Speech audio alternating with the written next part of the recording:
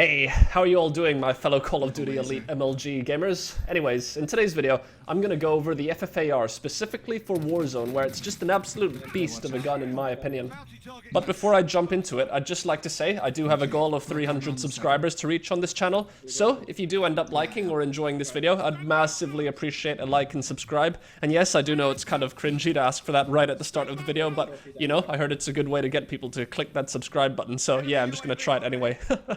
Anyways, back onto the topic, and so, long story short, do I like the FFAR? And my short answer is absolutely, it's a definite yes. This is actually pretty much one of my favorite assault rifles to use in Warzone at the moment, because it just really fits my playstyle so well, since, as some of you may know if you've watched my previous videos, I love to drive around on the trucks hunting for people around the map, and so, most of the time I do get into quite close-range gunfights with people, which is just where the FFAR really dominates in my opinion. And I think a good way to describe the FFAR is it's basically kind of like a slower time to kill version of the AS-VAL, because you get a mix of extremely fast fire rate, fast time to kill, but also difficult to control recoil, which is characteristics that both of these weapons share with each other. However, the thing that really makes a difference is that with the FFAR, you get access to a 50-round extended mag, whereas with the AS-VAL, you can only bring this up to 30 rounds, which is very, very small in my opinion for Warzone. So I think the FFAR is just a lot more usable than the AS-VAL is, especially if you're trying to fight someone at longer range, or if you're just playing in squads where using the AS-VAL's low magazine size will more often than not get you killed in the middle of a reload. And because both of these guns have pretty strong vertical recoil, especially with the FFAR, the best way to use it is to try to use it as somewhat of a hybrid between an SMG and assault rifle. And, you know, the best way I think I can explain that and put that into context is if I ask you to just imagine for a second that you're using a Ram 7 and think about the maximum range you are comfortable with at spraying someone down using the Ram 7. Okay, do you have that picture in your head now? Now, with the FFAR, this comfortable range that I think you can go full auto with at it is going to be about roughly 3/4 or halfway the distance that you would have been comfy with using the Ram 7. So I'm really not joking when I say that this should be focused as a close range gun, because at, you know, medium and very long ranges, you'll definitely be outgunned by people using things like the M4, the Kilo, Grau, and even the Ram 7, because the recoil is just a lot more friendly on those other guns. But on the flip side, on the other hand, with the FFAR, you end up getting a really fast time to kill and really fast fire rate of fire, which makes it very easy to gun people down at close range and close medium range. So just the other assault rifles just can't compete with it. Not even the Ram 7 can really compete with the FFAR at close range, especially if, you know, you're really good at controlling that vertical recoil. And the only other assault rifle in close range that has a better time to kill than the FFAR is the AS-VAL. But as we've discussed, the AS-VAL only has a 30-round magazine size, which is just very, very low, and that just destroys the gun for me pretty much, which is why I never use it in Warzone. But I get all of those benefits nearly with the AS-VAL, except with the FFAR, I can have access to that 50-round magazine, which just makes it so good in my view. And I haven't even got to the best part yet, so just to top it all off, with the FFAR you also have access to some pretty broken set of stock attachments, because if you're using the Raider stock or the SAS combat stock, these will actually increase your aim walking movement speed and shoot walking movement speed by just a ridiculous amount, to the point where you can strafe faster than someone using an SMG, which is just ridiculous to me.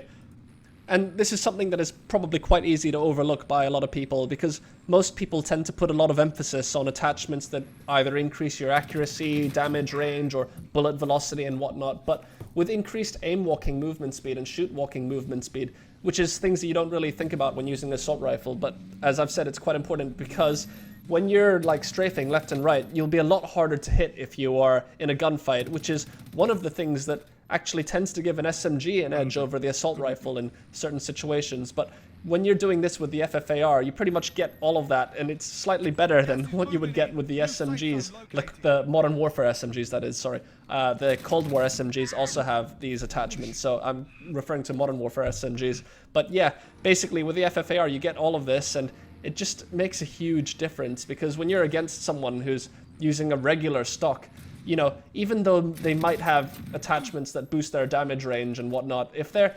missing you even by one bullet, that just makes your like health advantage so much higher to them, and it will be in a lot of cases actually the difference between whether you win that gunfight or lose that gunfight. So when you're using the FFAR, you should definitely always use these attachments, but I'll go into that later when I talk about the class setup. And just, yeah, to be honest, I'm not sure if they made the attachments like this, that if they were intentional with making the Raider stock and SAS combat stock that good on the FFAR. It's just pretty funny because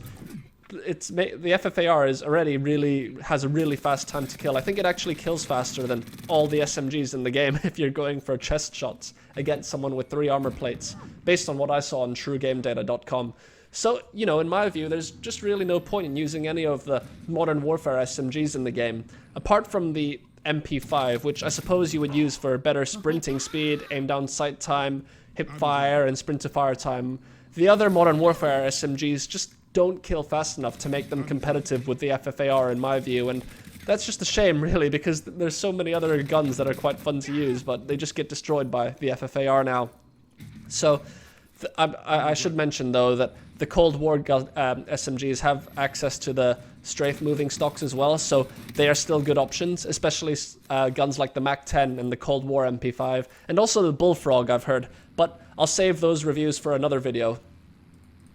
Okay, so with all that out of the way, before we talk about the best attachments and class setup for this gun, I'd first like to mention that although the FFAR is personally one of my favorite weapons in the game, I don't necessarily think it will be the top choice for everyone. And that's because of its fairly obvious and major drawback, which is its insane amount of vertical recoil that makes it very difficult to land shots in full auto at medium and long ranges. I think this is probably one of the only big drawbacks of the gun that can turn off a lot of people, I think, and I actually tried recommending this class setup to one of my friends who plays on a PS4 controller, but he ended up not really liking the gun because the recoil was just too strong. So I have a feeling that console players might have a different take on the FFAR, since it's generally harder to control recoil with a controller, but since I play on PC and I use keyboard and mouse, it's with a fairly high sensitivity, I'll add to that. It's not that bad for me, the recoil, so that's why I think PC players might like this gun more than console players. And the good news, at least, is with the attachments I'm about to recommend, it makes it have very minimal horizontal recoil. So this is horizontal recoil is arguably a lot worse than vertical recoil, since horizontal, it's kind of like random and bouncy, whereas with vertical recoil, at least you can control it quite consistently by pulling your mouse or pulling your controller joystick down. So that's the good thing, at least. There's hardly any horizontal recoil in the class setup that we're going to go over now. Alright then, with all that said and done, now it's time for the key moment in the video where I go over the class setup for the FFAR, and in my view, the best attachments are the agency suppressor, of course, for staying off the minimap, and basically it's like the monolithic suppressor in the Modern Warfare guns. Then you'll also want to use the task force barrel. Now, the task force barrel is quite interesting because although it increases your damage range and bullet velocity by a bit, the main benefit of using it is that it reduces your horizontal recoil at the cost of increasing your vertical recoil. I think in the description it says that it decreases both, but it actually reduces horizontal recoil, and even though it adds more vertical recoil to the FFAR, I think that's a good trade-off for me personally and for most people, just because horizontal recoil is like the one that's a lot harder to control and compensate for. So I would take the task force barrel mainly for that.